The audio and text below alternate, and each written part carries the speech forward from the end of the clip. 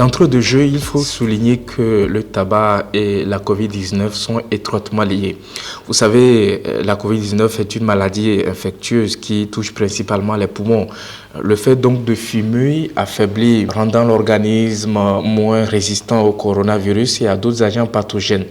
Donc, le tabagisme est aussi un important facteur de risque de maladies non transmissibles, comme les maladies cardiovasculaires, le cancer, les affections respiratoires et le diabète.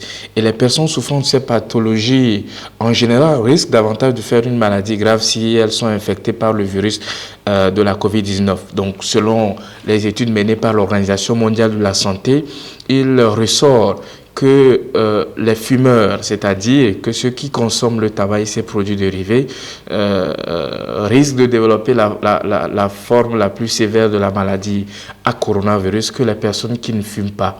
Donc cela également peut entraîner un taux de mortalité assez élevé chez ces personnes-là qui consomment le tabac et les produits dérivés, par rapport aux personnes qui n'en consomment pas. Donc, on est en droit de conclure que le tabac est un facteur à risque à cette maladie de COVID-19.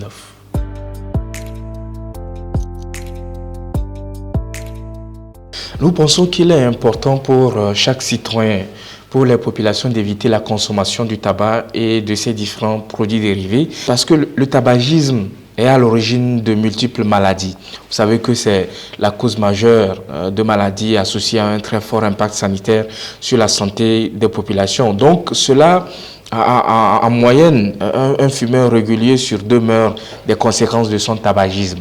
Donc c'est pour dire que la consommation de cette substance-là peut entraîner jusqu'à la mort de la personne qui en consomme. Au-delà, vous savez que le tabagisme peut également entraîner une diminution des capacités sexuelles et de la fertilité, une altération de l'épiderme, on parle des rides internes doigts jaunis, car le tabac réduit considérablement l'oxygénation de la peau et rend celle-ci terne. Elle peut aussi entraîner des affections gingivales, l'altération de la muqueuse buccale et nasale. Elle peut également entraîner des carences en vitamines B et C, une altération des artères cérébrales, des atteintes à l'œsophage et de leur stomac.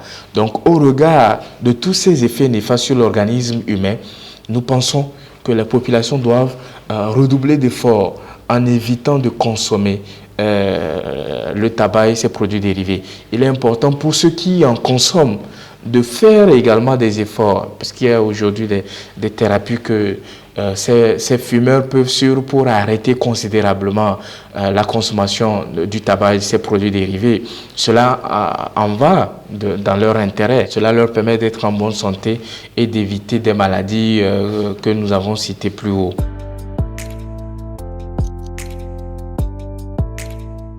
Il faut souligner que au-delà de la santé du fumeur qui est en jeu dans cette question-là de consommation du tabac et de ses produits dérivés, de nombreuses personnes sont concernées également. Et quand on parle aujourd'hui du tabagisme passif, on fait allusion à l'entourage du fumeur, par exemple, aux personnes qu'il croise dans son quotidien, mais également le fœtus dans le ventre de sa mère. Là, on parle des femmes qui en consomment et qui sont enceintes, qui risquent d'avoir un effet néfaste sur la santé du fœtus qui est dans le ventre de la maman.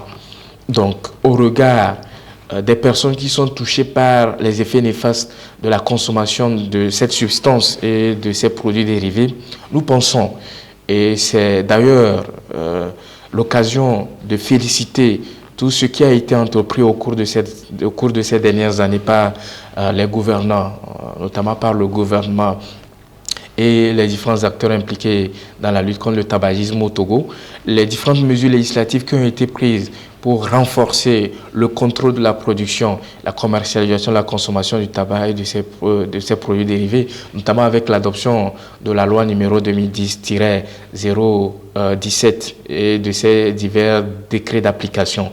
Au-delà de ça, nous pensons à l'Alliance nationale des consommateurs et de l'environnement que le Togo doit retrouver ses lettres de noblesse, puisque vous n'êtes pas sans savoir qu'en termes de mesures législatives, sur le plan africain, le Togo est cité comme un exemple.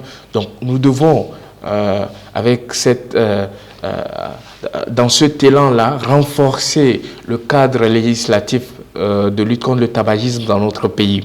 Donc nous pensons qu'il est important que nous puissions nous conformer aux standards de l'espace UEMOA en termes d'avancée sur ces questions-là, comme c'est le cas aujourd'hui du Sénégal, du Niger ou du Bénin, que le Togo doit également amender cette loi-là qui a été adoptée en 2010 pour tenir compte d'un certain nombre d'évolutions, notamment l'inscription des avertissements sanitaires sur les unités de conditionnement du tabac et de ses produits dérivés.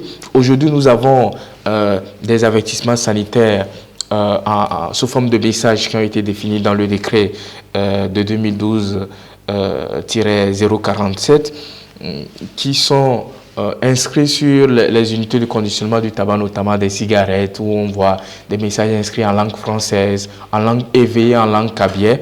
Nous pensons aujourd'hui qu'on peut amender et qu'on doit aller vers cette étape-là en amendant la loi, en intégrant les avertissements sanitaires imagés, c'est-à-dire que désormais, sur les paquets de cigarettes, nous devons être en mesure de mettre les images qui illustre un peu les effets néfastes que représenterait la consommation du tabac et de ses produits dérivés sur la santé de l'homme.